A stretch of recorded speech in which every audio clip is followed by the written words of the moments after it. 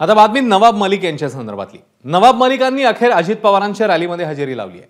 अजित पवारांची जनसन्मान यात्रा मलिकांच्या अणुशक्तीनगर मतदारसंघात पोहोचली। यावेळी मलिकांनी अजित पवारांचं स्वागत केलंय। अजित पवार आणि नवाब मलिकांनी एकाच गाडीतनं प्रवासही केला। नवाब मलिकांना महायुतीत घेण्यास याआधी देवेंद्र फडणवीसांनी विरोध केला होता।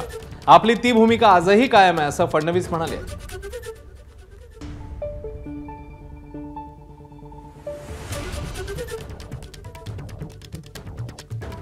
तर अजित पवारांच्या राष्ट्रवादीची जनसन्मान यात्रा ही नवाब मलिकांच्या अणुशक्तीनगर मतदारसंघात पोहोचली। त्यावेळी नवाब मलिक थेट मंचावर पाहायला मिळाले। त्यामुळे आता नवाब मलिक हे अजित पवारांसोबत आहेत यावर आता शिक्कामोर्तब झालेला आहे। ही दोन दृश्य एका स्टेजवर आणि एकाच गाडीतून या दोघांनी प्रवासही केल्याची।